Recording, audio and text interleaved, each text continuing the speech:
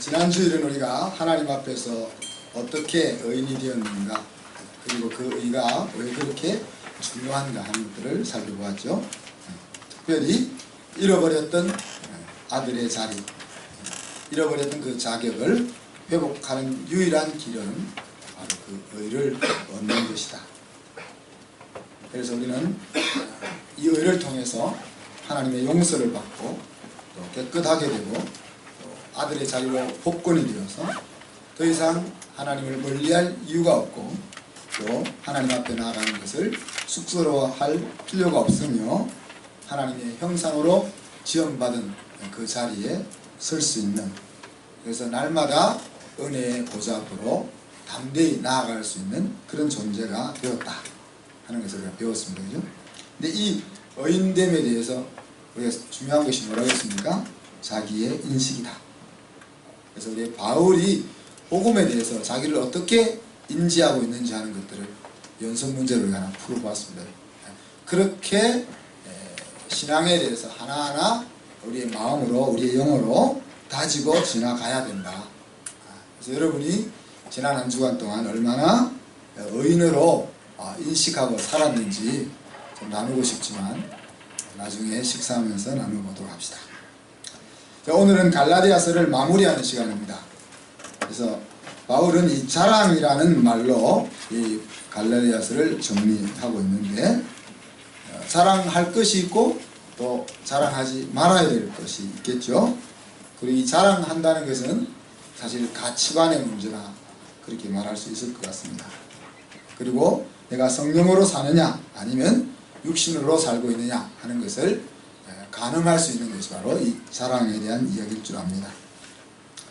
거짓 형제들이 왜 너희에게 율법의 행위를 더해야 한다고 그렇게 강하게 요구하고 또 억지로 할례를 받게 하려 했는지 너희들이 아느냐? 바울이 그렇게 질문합니다. 그죠? 12절에 보면은 육체의 모양을 내려 하는 자들이 너희들을 그렇게 할례받게 요구했다 그렇게 말하죠. 육체의 모양에 신경을 쓰는 사람들이 이제 갈라디아 교회에 있었다는 이야기죠. 그러니까 옷을 이쁘게 입는다는 뜻이 아니고 겉으로 드러나는 것을 통해서 무언가 자기를 나타내고 싶은 그런 사람들이 있었다. 그런데 우리가 지난주 2장에서는 참고 가만히 들어온 거짓 형제들이 또 갈라디아 교회에 있었겠지 않습니까? 그러니까 오늘 첫 번째 이들이 할례를 받도록 강요했던 이유가 뭐라고 했습니까? 12절에 보면 핍박을 면하려 할 뿐이요 그렇게 얘기했습니다. 그러니까 이 말은 갈라디아 교회 공동체 속에 있는 형제들이라는 이야기죠. 그러니까 처음에 복음을 받았을 때 은혜로 구원 얻는다는 그 복음을 받았을 때 그들은 그 전부터 율법으로 구원 얻는다는 것이 무엇인 줄을 알고 있었습니다. 그렇지만 율법으로 구원 얻는 길을 접고 그리스도의 보혈을 믿는 은혜로 구원 얻는 길을 선택해서 들어왔습니다. 그런데 그와 같은 신앙을 시작해 나가는 가운데 핍박이 찾아오잖아요. 그죠? 핍박이 찾아오니까 힘들어졌다는 거예요. 그래서 왜 이들이 다른 성도들에게 야 우리 할례를 받아야 해 라고 강요하게 되는지 하는 이유가 뭐라고요? 같이 안 받아서, 같이 할례를 받아서 할례 받지 않음으로 인해서 오는 그 핍박을 면하고자 하는 마음이다. 그렇게 소개를 하고 있죠.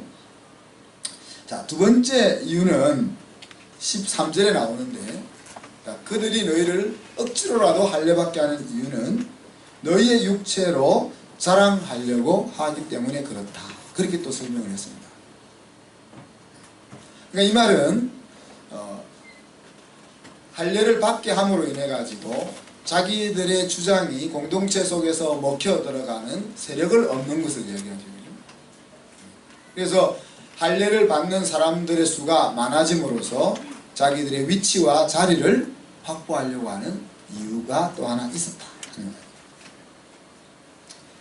오늘 사도 바울은 너희들이 할례를 받기는 받지만은 할례를 받고서도 율법을 지키지 않지 않느냐. 그러면서 왜 이방인들에게 할례를 받아야 한다고 주장하느냐, 그렇게 이야기하고 있습니다. 성경은 율법을 가진 자가 의인이 아니고 율법을 따라 행하는 자, 사는 자가 하나님 앞에 인정을 받는다, 그렇게 말하고 있는데, 너희들은 할례를 받아서 율법의 자리로 들어갔으면은 정말 그 율법대로 살아보려고 발버둥 쳐야 되는데 그것은 하지 않으면서 왜 다른 사람에게 할례를 받게 하려고 하느냐. 그러니 이 말은 이 사람들이 하나님이 주신 그 율법을 너무너무 사랑해서 율법을 지켜야 된다, 그런 생각이 아니라는 거죠. 하나님의 말씀을 따라 살아야만 의인의 자리에 이를 수 있다라는 그런 생각으로 율법을 지키자, 할례를 받자, 그렇게 주장하는 것이 아니라는 이야기죠. 앞에서 이야기한 것처럼 그냥 너희들을 통해서 세를 얻고 자기의 자리를 더 공고히 하기 위해서 그런 것 뿐이지, 실제로 율법과 하나님의 말씀을 사모해서 잘 몰라서 그것을 주장하는 것이 아니라고 말하고 있습니다. 그래서 이런 것을 생각해 볼 때 이 두 부류가 갈라디아 교회에 함께 존재했던 것 같습니다. 그래서 예루살렘으로부터 내려온 혹은 유대인으로서 율법을 주장하는 거짓 형제들과 또 그것에 부합내동해서 어려움 받지 않고 신앙생활을 하고자 하는 성도들이 함께 오늘 바울이 말하고자 하는 은혜의 복음의 대상이 된 것 같습니다. 자, 여기서 우리가 다른 복음이 무엇인가를 정리할 수 있게 되겠죠. 자, 예수가 그리스도가 아닌 복음은 다른 복음이라고 했습니다. 예수님만이 그리스도가 아니다, 예수님만이 내가 안고 있는 문제를 해결해 주는 분이라 하는 그것이 아닌 다른 무언가가 더해야만 한다는 복음은 거짓 복음이다, 그랬습니다. 그죠? 또 하나님께로부터 은혜로 구원받은 그 은혜에다가 나의 무엇을 더해야만 한다 하는 복음도 거짓 복음이라는 우리가 알 수 있죠. 그죠? 또 하나님만을 왕으로, 아버지로 모시고 사는 것에서 오는 불편함과 또 어려움을 피하려고 하는 것도 거짓 복음입니다. 우리가 신앙생활을 하면서 하나님 믿는 이유로 인해서 불편하고 손해보고 희생해야 되는 그것을 피하려고 하는 그 복음도 거짓 복음이라는 것을 알게 되죠. 또 더 나아가서는 육체의 자랑을 추구하는 복음, 우리 5장에서는 헛된 영광이라고 이야기했습니다. 육체의 자랑을 추구하는 복음 역시 거짓 복음이라는 것으로 정리를 할 수가 있겠습니다. 그래서 이런 관점에서 바울이 편지의 마무리에서 사용하고 있는 자랑에 대해서 함께 좀 생각을 해봅시다. 거짓 형제들은 육체를 자랑한다 그랬죠. 다시 말하면 눈에 보이는 성취와 숫자를 자랑한다. 자기의 위치를 공고하게 하기 위해서 눈에 보이는 성취와 숫자를 자랑한다. 그러나 오늘 바울은 14절에서 설교의 제목처럼 예수 그리스도의 십자가 외에는 결코 자랑할 것이 없다라고 얘기해요. 여기서 이제 우리가 뭘 자랑해야 하고 무엇을 자랑하지 말아야 할지를 생각해 볼 수 있겠죠. 사실 사람은 이 모양 저 모양으로 자기를 나타내고 싶어 합니다. 여기 정상이죠. 그래서 자랑한다는 것은 무엇을 이야기하겠어요? 그 사람이 무엇을 중요하게 생각하고 있는지 하는 것을 실질적으로 나타내고 보여주는 것이 바로 자랑하는 것이라고 말할 수 있겠죠. 하나님도 성경 속에서 보면 자랑하셨습니다. 욥기 1장에 보면 하나님의 아들들과 사단에게 욥을 자랑했습니다. 그것도 까닭 없이 자랑했습니다. 그런데 이제 사단이 반론을 제기하잖아요. 하나님 자랑할 거 없습니다.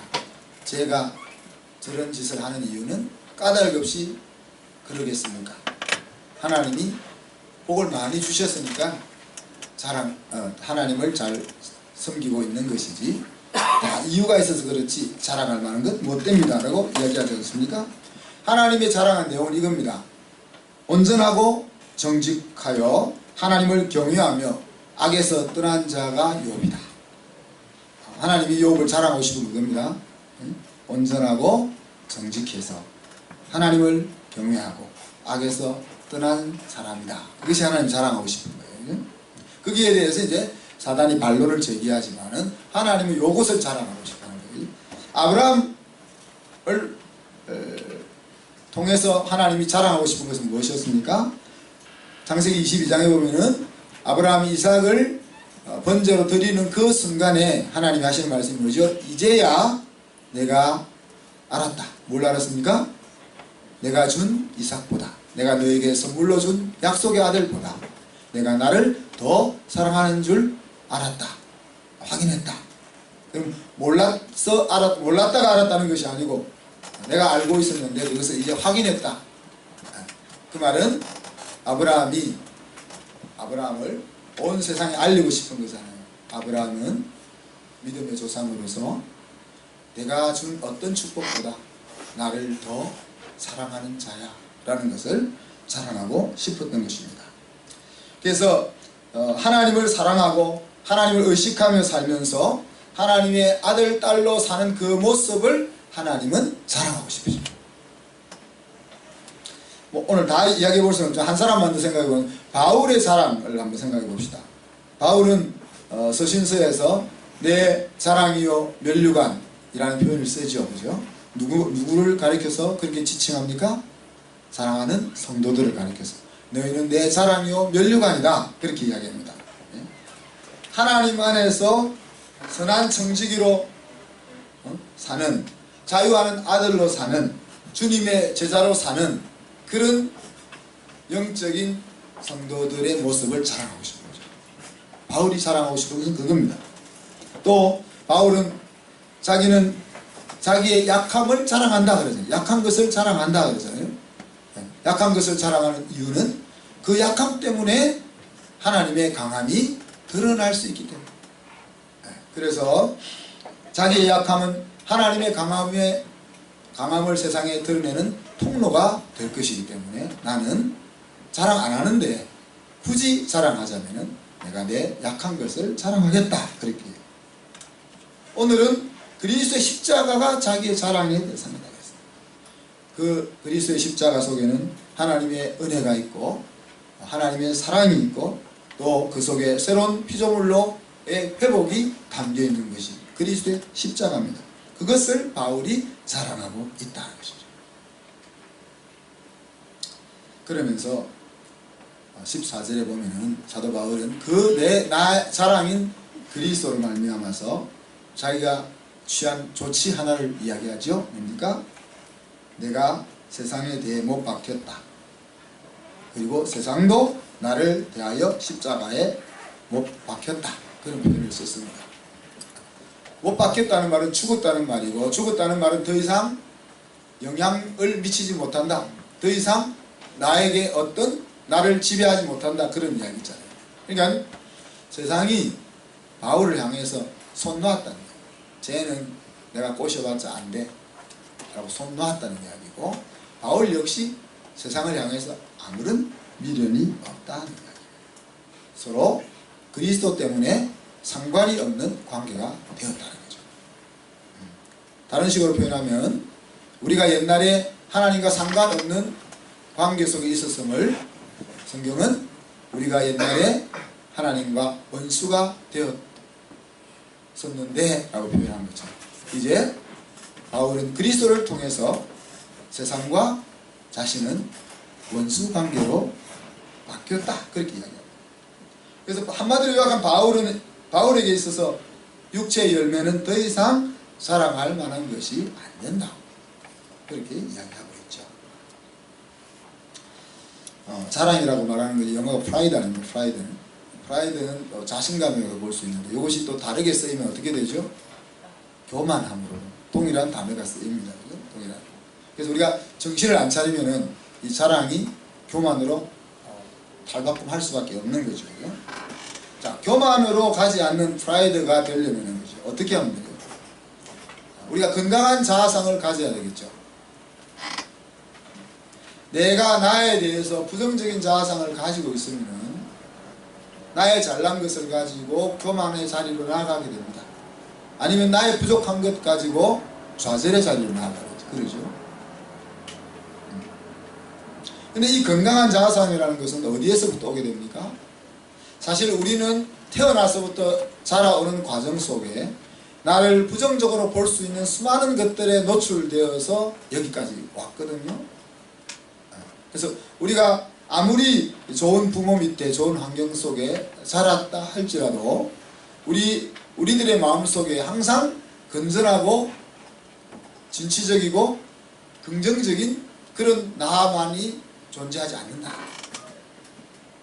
제가 우리 아이들에게 얼마나 좋은 아버지입니까? 그죠? 얼마나 아이들에게 좋은 환경을 주려고 애를 씁니까? 그렇지만 우리 아이들이 그렇게 우리 아이들의 자아상이 그렇게 만들어지지 않는 부분이 구석구석에 있거든요. 하나님 안에서 나를 볼 때만 이 건강한 자아상이 회복되게 됩니다. 그래서 하나님 안에서 내가 얼마나 놀랍고 대단한 존재인지 하는 것을 볼 때 우리는 교만으로 안 가요. 교만으로 안 갈 수 있는 거죠. 또 달란트를 찾아서 이 프라이드라는 것은 뭐가 있어야 프라이드가 생기잖아요. 아무것도 없는데 무슨 프라이드가 생길 수 있겠어요? 예수 믿는 사람은 아주 전문가가 되어야 된다는 말이 있는데 달란트를 찾아서 프로페셔널이 될 때 우리는 프라이드를 가질 수 있습니다. 내가 지질이 궁상맞게 저 바닥에 살고 있는데 무슨 프라이드가 생기겠어요? 내가 공부는 못해도 운동은 이렇게 될 때 프라이드가 있을 수 있죠. 그죠? 내가 몸은 약해도 그림은 이렇게 내가 그림은 못 그려도 노래는 그냥 뭔가 자기에게 주어진 하나님의 달란트를 찾아서 그 속에서 자기의 존재 이유를 발견해내면은 거기서부터 건강한 자아상을 또한 만들 프라이드를 가질 수 있겠죠. 그죠? 하나님이 주신 비전을 보고 자기의 목적지를 바로 인식하면서 자신을 성령으로 날마다 개발시켜 나가서 어떤 한 분야에서는 내가 전문가가 되어야 프라이드가 생긴다. 그래서 그리스도인은 제가 계속 주장하지만 어떤 분야에서든지 이 분야는 저 사람에게 가서 물어봐 라고 할 수 있는 그런 전문가여야 한다. 이제 여자분들은 여성 성도님들은 엄마로서의 전문가가 돼야 되는데 그죠? 아이를 양육하는 데 있어서는 그래도 한 20-30년 아이를 키웠으면 이제 전문가가 돼야 될 거 아닙니까? 요즘 박사가 되기 위해서 몇 년이 필요하죠? 공부로만 치면은 학사 4년, 석사 1년에서 2년, 박사 그 따라서 다르지만 어떤 것은 1년 만에 끝날 수도 있고요. 어떤 것은 10년 가기도 하지만 평균적으로 5년 잡으면 한 11년, 12년 되면 다 박사가 되는 거예요. 그 분야에서 집중하면. 근데 엄마들이 20년, 30년 하면은 애 키우는데 또 가정을 이렇게 세우는데 전문가가 돼야 되지 않겠습니까? 대답을 안 하시네요.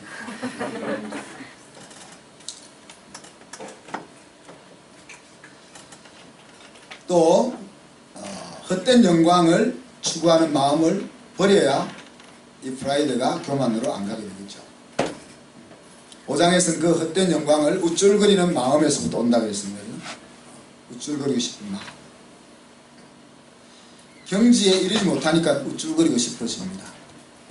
사람이 어떤 분야의 경지에 이르게 되면 남의 평가는 신경 쓸 이유가 없습니다. 감히 누가 나를 평가해요? 그럴 수 있는 거잖아요. 그렇죠? 그래야 되는데 그러지 못하니까 자꾸 남의 신경을 쓰는 거죠. 남 칭찬받고 싶고 남의 인정받고 싶고 남이 약간 다르게 생각하면 마음이 힘들고 그럴 수가 있는 거죠. 자, 여러분은 지금 무엇을 자랑하고 있습니까? 우리의 자랑은 우리가 무엇을 행했느냐, 우리의 행함으로부터 오지요. 그죠? 나에 대해서 자랑할 수 있는 것이 무엇입니까? 나를 바라보면서 야 나는 이런 부분을 자랑할 만해 하는 것이 무엇입니까? 혹은 나의 분신으로 키우고 싶은 내 자녀에 대해서 자랑하고 싶은 것이 무엇입니까? 여러분 겸손해서 자랑을 안 하니까 무엇이 자랑하는지 잘 모를 수도 있는데 피부에 와닿게 설명하자면 대견해하거나 뿌듯해하는 모습을 보이는 것이 바로 자랑하는 겁니다. 그 부분을 말하든 안 하든 표현하든 안 하든 그런 우리의 자랑과 오늘 하나님의 자랑, 바울의 자랑과 비교해보면 어떨까요?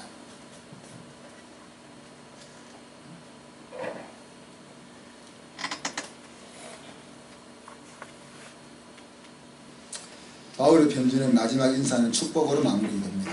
16절에 보면 평강과 긍휼이 있을지어다. 그리고 18절에 보면 그리스도의 은혜가 너희 심령에 있기를 아멘까지 했습니다. 평강과 긍휼이란 어디서 올까요? 샬롬은 어디서 온다 했습니까? 하나님의 은혜를 충분히 인지하는 데서부터 샬롬이 온다 그랬습니다. 하나님의 은혜를 충분히 인식한다는 것은 그리스도 이외에는 더 이상 필요한 것이 없다 라고 마음 먹고 살아갈 수 있을 때입니다. 그때가. 그죠? 내가 돈이 더 있어야 난 행복할 수 있을 것 같고 내가 건강해져야 행복할 수 있을 것 같고 새끼가 더 좋은 자리에 가야 행복할 수 있을 것 같고 지식이 더 많아져야 또 내가 하는 일이 더 잘 되어야 우리가 바라는 그것과 상관없이 지금으로서 나는 행복하다. 그것이 이제 예수가 그리스도라는 말의 진정한 의미입니다.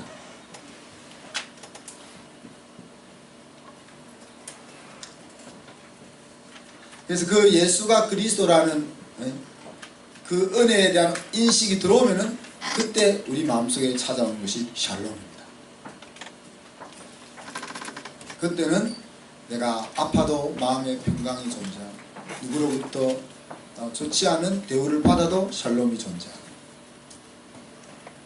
내가 돈이 많아져도 돈 때문에 마음이 흔들리지 않고 내 위치가 높아져도 그것 때문에 교만해지지 않고 하는 샬롬이 존재하게 됩니다. 그 샬롬과 은혜가 있기를 축복하고 있죠. 그리고 긍휼은 무엇이라고 했습니까? 사랑의 다른 표현이라고 했죠. 사랑이 두 가지로 나타나는데 하나는 은혜로 하나는 긍휼로.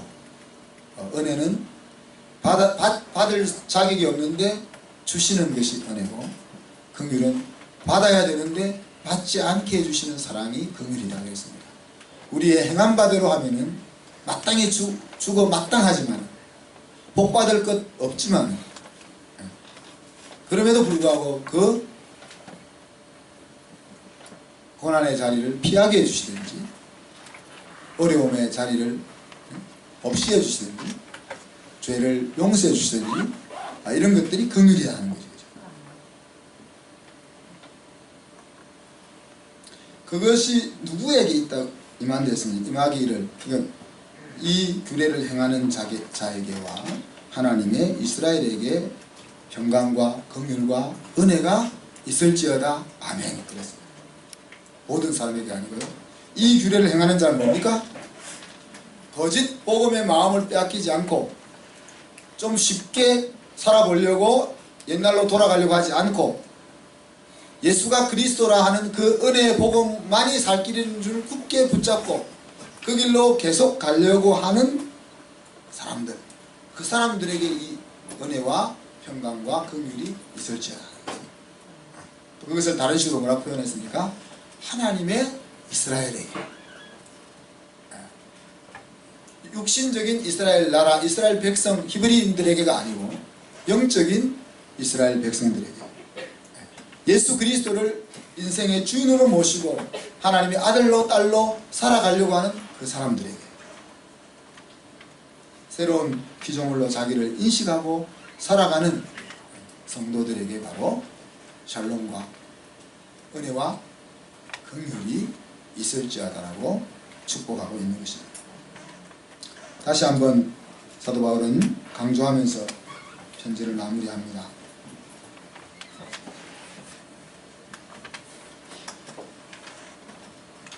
11절에 내 손으로 너희에게 이렇게 큰 글자로 쓴 것을 보라 그랬죠. 두 가지를 강조했습니다. 바울은 학문은 높았지만은 필체가 좋지 않아서 편지를 쓸 때는 항상 대필자를 통해서 편지를 썼습니다. 그런데 자기가 친히 편지를 쓰고 있습니다. 그 부분이 얼마나 지금 내가 말하려고 하는 것이 중요한 것인지를 보여주고 싶은 거죠. 그리고 큰 글자로 썼다는 거예요. 큰 글자로 쓰면 종이도 엄청 들어갈 텐데 그 당시. 그래서 내 손으로 큰 글자로 쓴 것을 보라 하면서 지금 내가 다루고 있는 이것이 얼마나 중요한지 정신을 바짝 차리라고 이야기를 하고 있는 거죠. 그러면서 더 이상 나를 괴롭게 하지 마라. 이 말은 너희들이 다시 이 같은 문제로 내 신경 쓰게 하지 마라. 왜냐하면 내 몸에는 예수의 흔적이 있다 그랬지 않습니까? 킹제임스 버전을 보면은 내 몸에는 예수의 흔적들이 열매로 맺히고 있다. 그런 식으로 표현을 했습니다. 그러니까 내 삶이 이런 것들, 너희들이 율법이냐 아니냐, 할례를 받냐 안 받느냐, 이런 것들은 정말 말할 가치도, 은혜의 복음을 가진 자들로서는 말할 가치도 없는